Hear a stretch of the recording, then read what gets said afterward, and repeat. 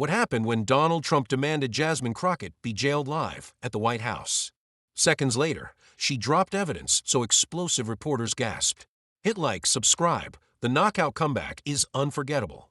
The marble columns of the White House press hall seemed to lean inward, as if the architecture itself was bracing for the collision about to unfold. Donald Trump stood at the presidential podium, his face flushed with the particular shade of red that preceded his most volcanic eruptions. Across from him, Representative Jasmine Crockett stood with the quiet confidence of someone holding a royal flush while everyone else thought she was bluffing. In exactly 43 seconds, she would produce evidence that would transform Trump's threat of imprisonment into his own legal nightmare.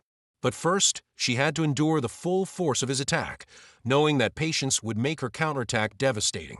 From humble Southern roots to Congress, Crockett built her reputation on fierce preparation, resilience, and data-driven arguments. Feared for her research, respected for boldness, unafraid to confront power with facts. She had grown up in rural Texas, where her grandmother taught her that the truth doesn't need to shout because it carries its own weight.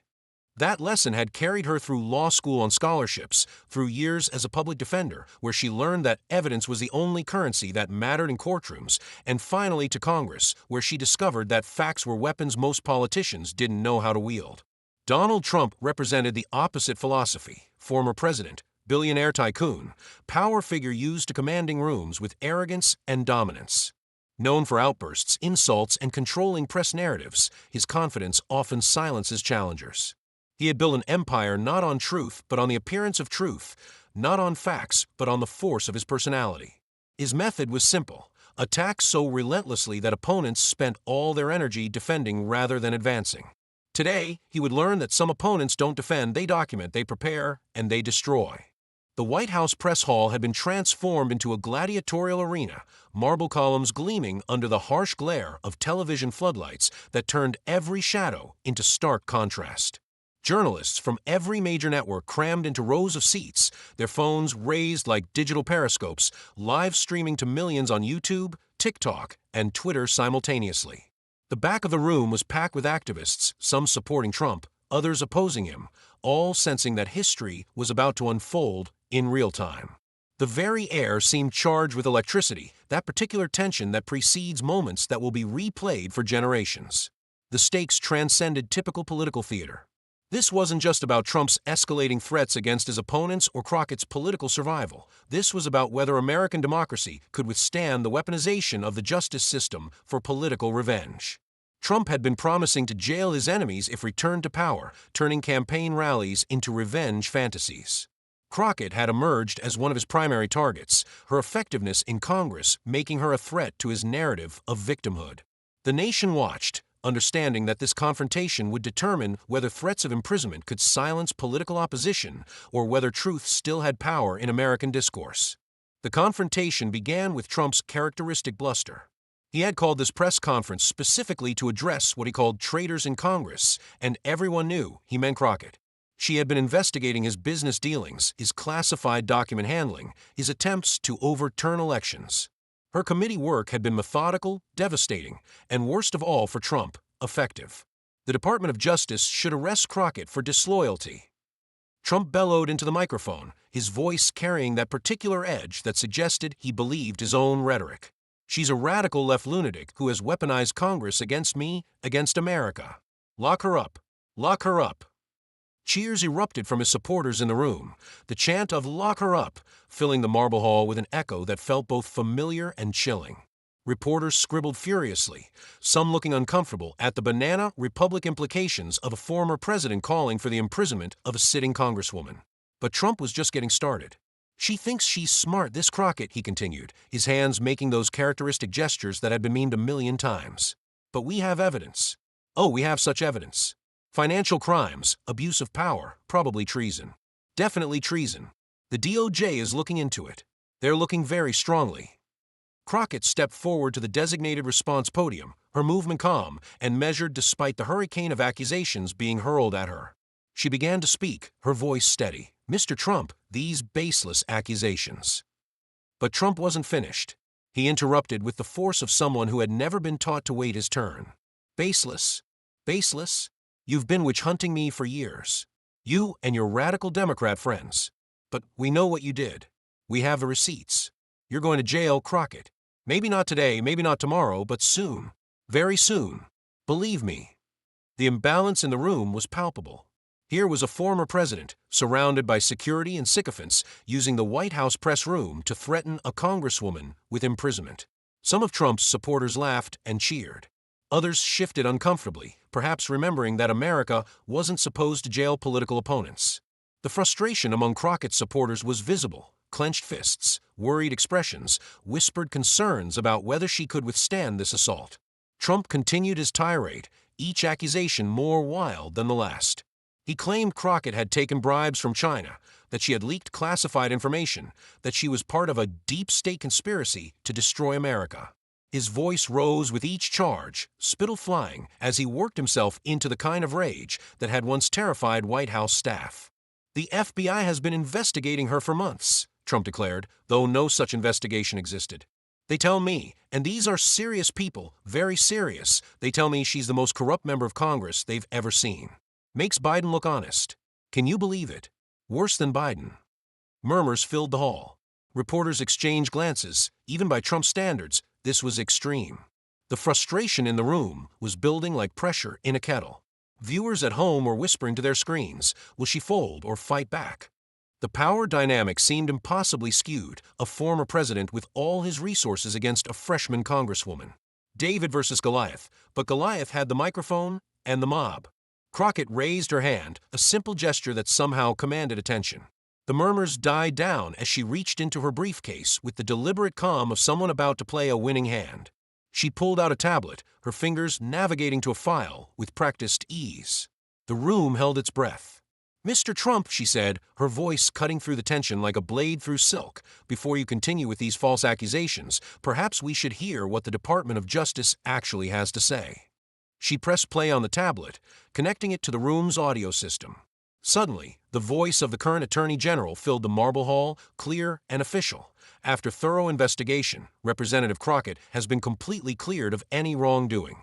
In fact, our investigation has revealed that these accusations against her were fabricated as part of a conspiracy to obstruct justice and intimidate a member of Congress." Gasps cut through the silence like gunshots. But the recording wasn't finished. "Furthermore," the Attorney General's voice continued, "our investigation has uncovered evidence of criminal conspiracy involving the source of these false accusations. We will be pursuing charges of witness intimidation, obstruction of justice, and conspiracy to commit fraud against those responsible for these fabricated charges." The implication was clear to everyone in the room. The source was Trump himself. The hunter had become the hunted. The predator had walked into a trap of his own making. Trump's face underwent a transformation that photographers would later slow down frame by frame. Confusion, recognition, rage, and then something that looked almost like fear. His orange complexion had turned a mottled purple-red, his mouth opening and closing like a fish gasping for air.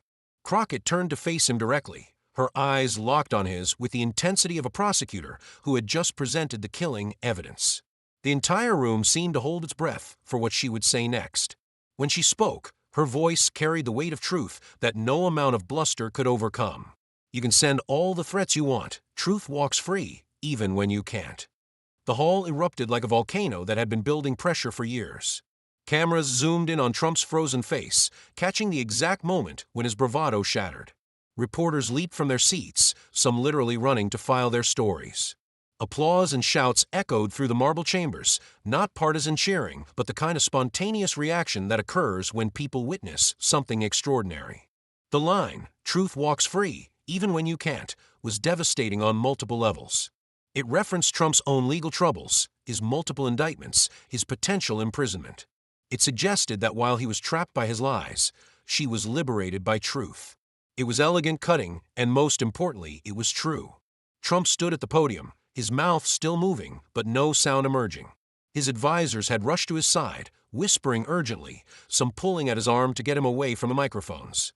But he seemed paralyzed, unable to process that his grand attack had been turned into his own humiliation. The man who had built a career on counterattacking couldn't counter this, because it wasn't an attack, it was just truth, presented with devastating timing. For a fleeting moment that stretched like eternity, the power dynamic in the room completely reversed. Crockett stood unbothered, holding the room in the palm of her hand, while Trump, the former president, the billionaire, the man who claimed he could shoot someone on Fifth Avenue without consequence, looked small, deflated, caught in his own web of lies. "Mr. Trump," Crockett continued, her voice now gentle, almost pitying, "I came here today prepared to discuss policy, to debate ideas, to engage in the democratic process. Instead, you chose to threaten me with imprisonment based on lies you knew were false. That's not strength, sir. That's desperation.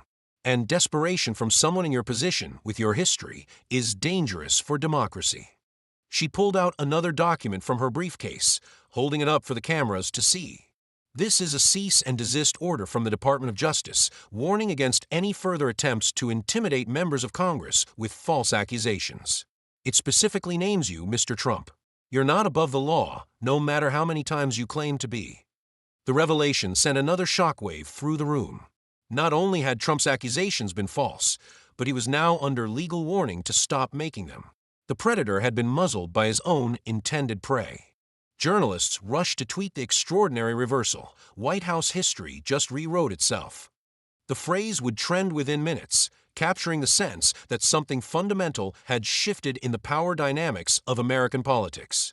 A congresswoman had just faced down a former president's threats and emerged not just victorious, but dominant. Trump finally found his voice, but it came out as a croak. "This is fake news. It's all fake. She fabricated that recording. The deep state is protecting her." But even his most devoted supporters could hear the desperation in his voice. The confidence was gone, replaced by the whine of someone who knew they had lost but couldn't accept it. "The recording is authenticated and has been provided to all major news outlets," Crockett responded calmly. "They can verify its authenticity themselves. Unlike your accusations, Mr. Trump, my evidence is real, documented, and legally verified. That's the difference between us. I bring receipts, you bring rage." The final blow was elegant in its simplicity. She had reduced his entire attack to what it was, an emotional tantrum without substance. The contrast between her calm presentation of evidence and his screaming accusations couldn't have been starker. Within seconds of the confrontation ending, the digital world exploded.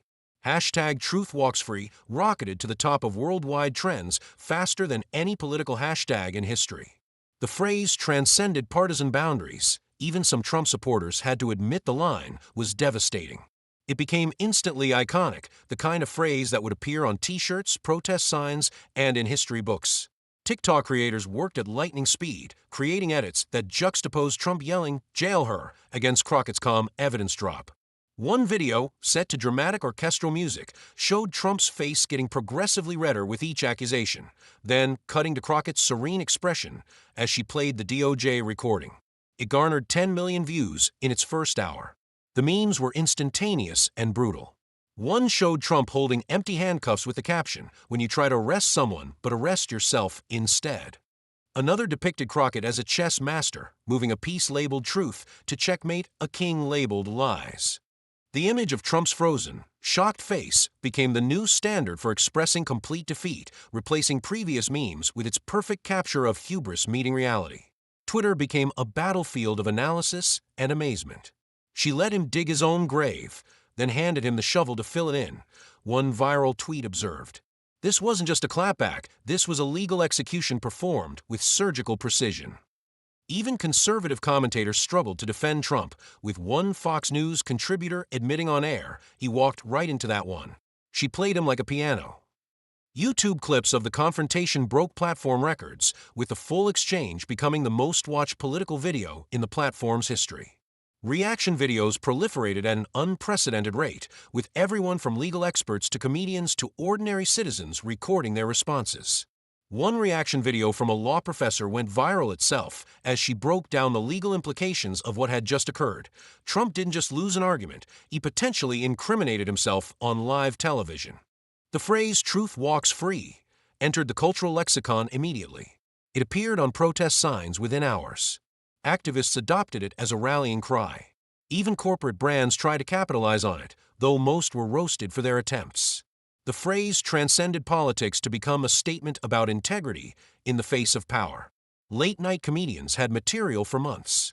Stephen Colbert opened with, "Trump demanded Crockett be jailed, but ended up jailing himself in his own lies." It's like watching someone try to punch someone else and knocking themselves out instead.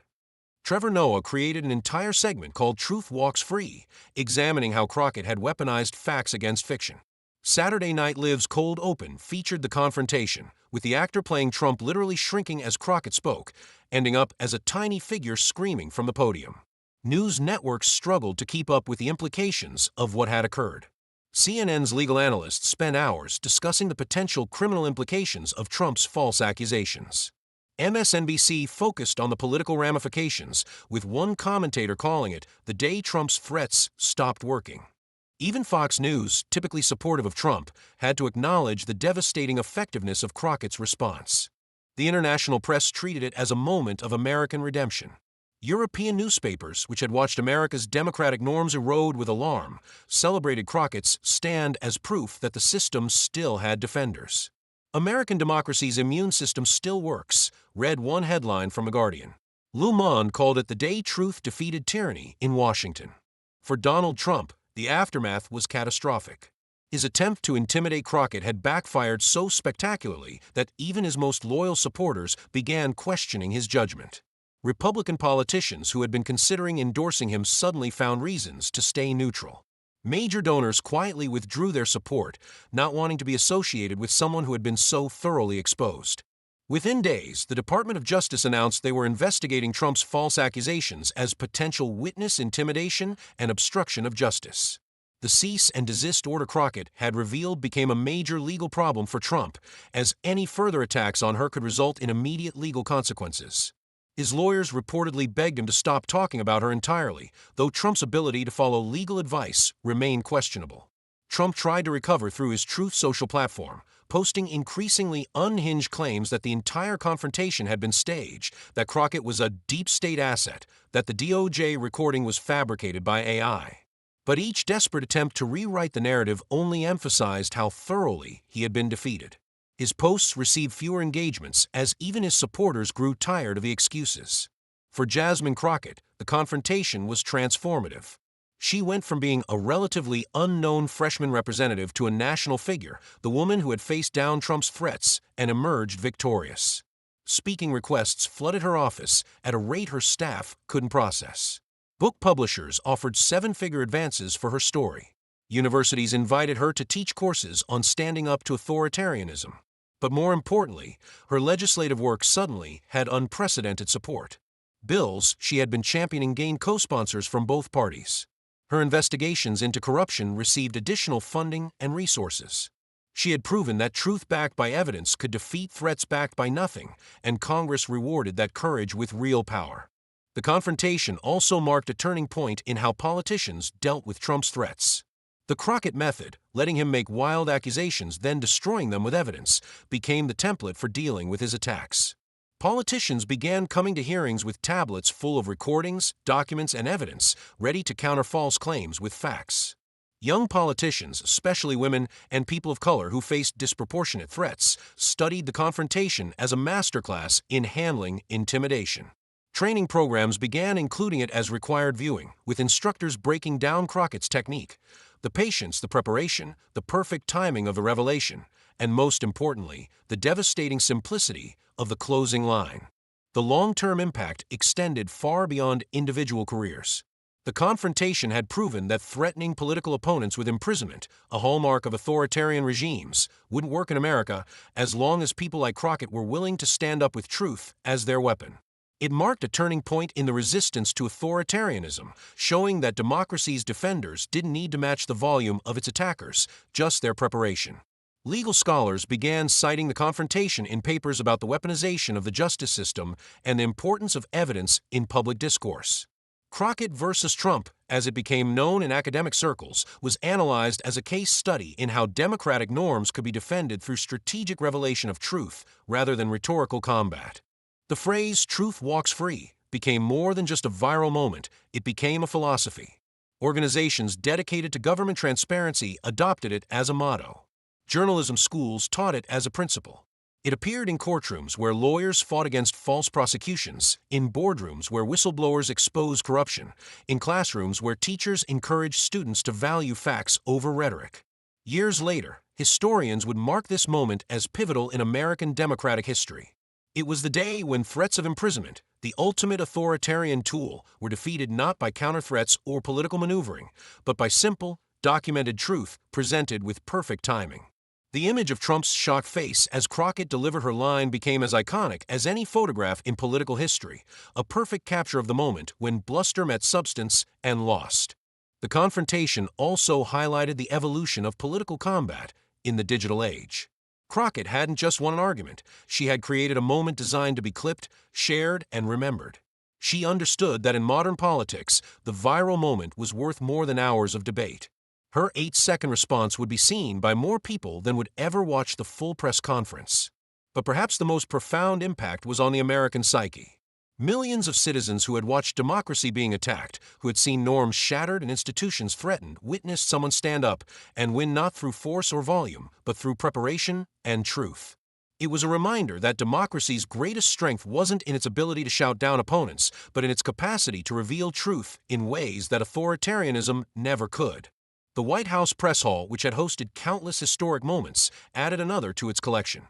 But this one felt different. This wasn't about policy or politics in the traditional sense. This was about the fundamental question of whether American democracy could defend itself against those who would destroy it. Jasmine Crockett had proven it could, not through matching threat with threat, but through the patient accumulation and strategic deployment of truth.